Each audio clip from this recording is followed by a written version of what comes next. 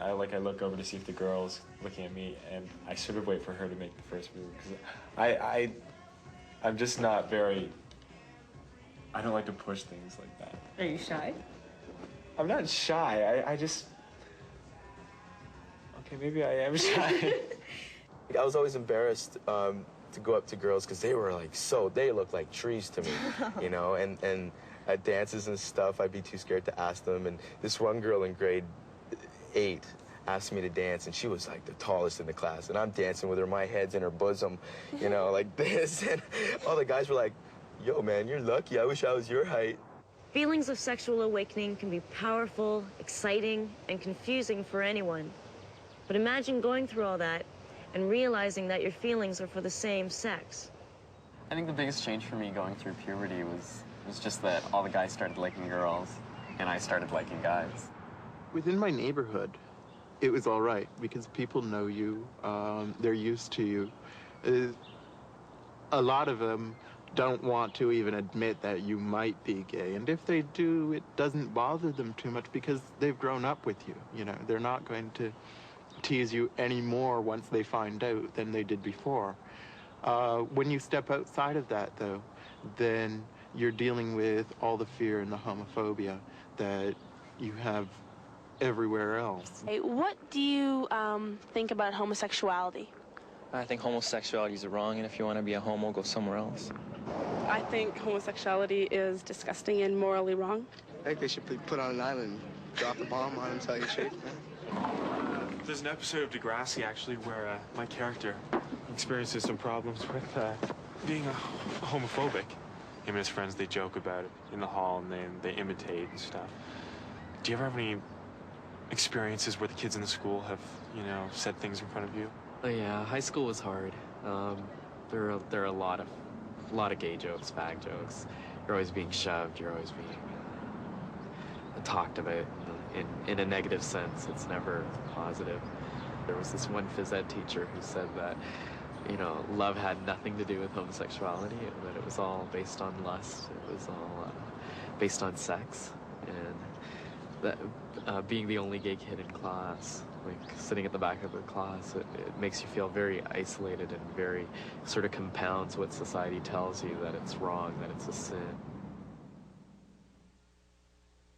Did you learn anything in school about homosexuality? No, school doesn't teach you anything like that. Never did. They teach you like one-on-one, they teach you about puberty, and they teach you about men and women, but they don't teach you about homosexuality. Everybody keeps away from that for some reason. If one of your friends was homosexual at school and they came out of the closet and started telling people, how would they be treated? Badly. I mean, there'd be so many people that would be after them, it wouldn't be funny. That person would just be totally isolated with, like, no time. I don't think there'd be too many people to go around because they think they'd want to pork them or something, I guess. Yeah, high school, I guess, would be a tough time to come out because you still have all the pressures to do everything like everybody else. There's a lot of peer pressure, so to do something different would be really tough.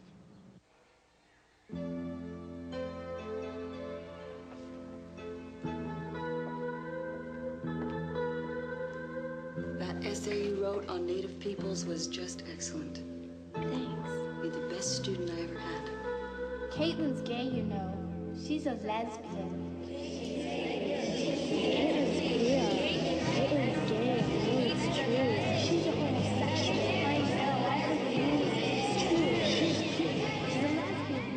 At least 50% of teens wonder at one time or another, am I gay? On the show, my character was troubled by her new feelings of sexuality. When we filmed that episode, I had no idea how close to home it was hitting, and that my own sister was dealing with those very questions. So Karen, tell me, when you saw the episode that I did about homosexuality, how did you feel when you saw that, when you watched that? Well, I have to admit, it was really hard for me because what I saw you doing on TV was everything that I was feeling at the time. I mean, I had a crush on my high school teacher the same way that you seemed to, or you were reacting to this teacher who everyone was rumoring to be gay. Mm-hmm. And I don't know, it was really, I didn't quite know how to deal with it. Part of me wanted to deny that I was having those feelings, and the other part of me felt that I had to admit to it.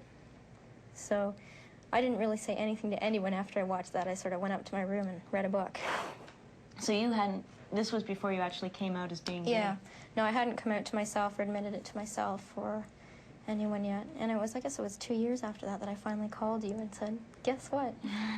Well, coming out is a long process. You come out to other gay people first, then, you know, you come out to people who are in the community or people who you don't know.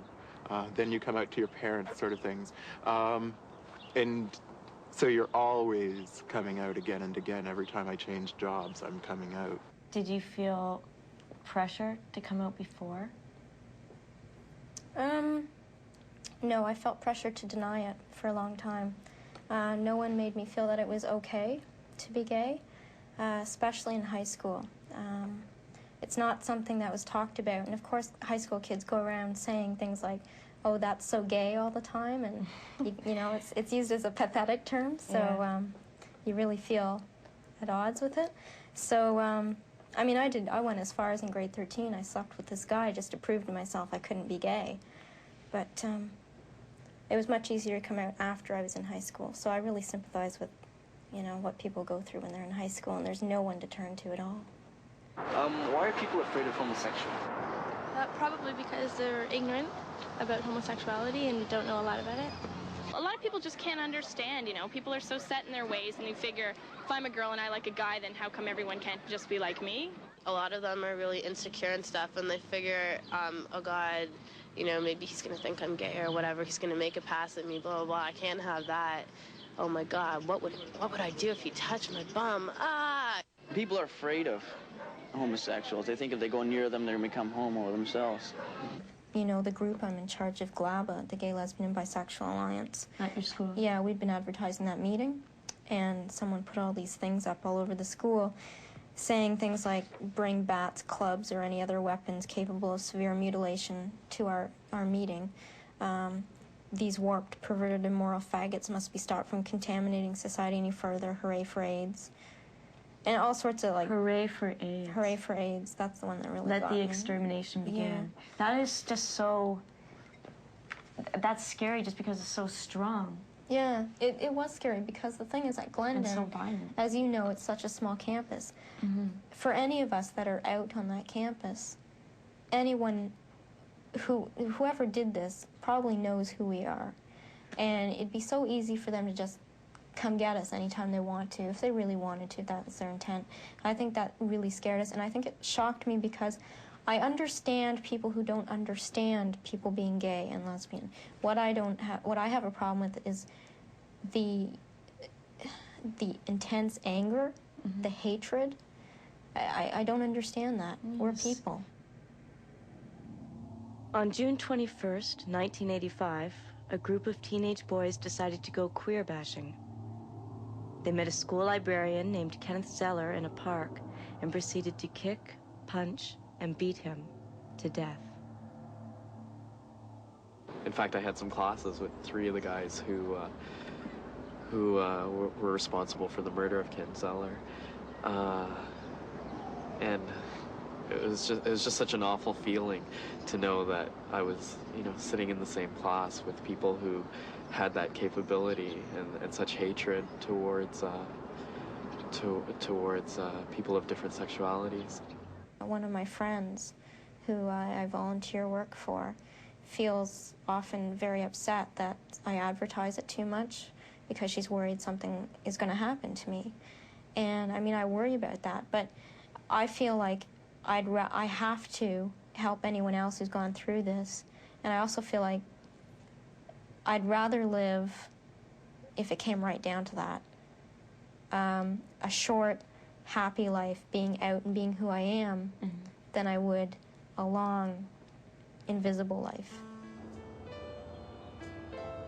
I'm forcing people to talk about it, which to me is very important. It makes me feel better about myself, and a lot of friends who did avoid me when I first told them are now talking to me and learning that it's not such a horrible thing. I'm feeling more like I've got a life. I'm feeling more like someone loves me and I love her.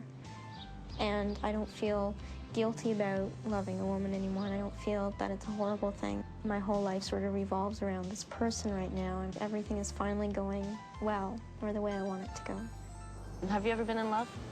I've been in love once. It's funny, like, when you're in love for the first time, there are a lot of weird things going through your mind. Like, everything is the first time. All these emotions you're feeling, it's the first time. You could never even think of the relationship ending, and you always want to be by his side kind of thing, and you never want to, you know, say goodnight or whatever. You just kind of want to always be with him. Love has lots to do with being gay, like in any other relationship, and you get hurt too, just like in other relationship. For me, falling in love was something that was really gradual. I mean, it was with someone that I'd been friends with for a long time. So, I mean, it just happened one day. I just went, hey, I'm in love. I think love is a wonderful thing, and even though my first experience with it was painful, I believe that to fall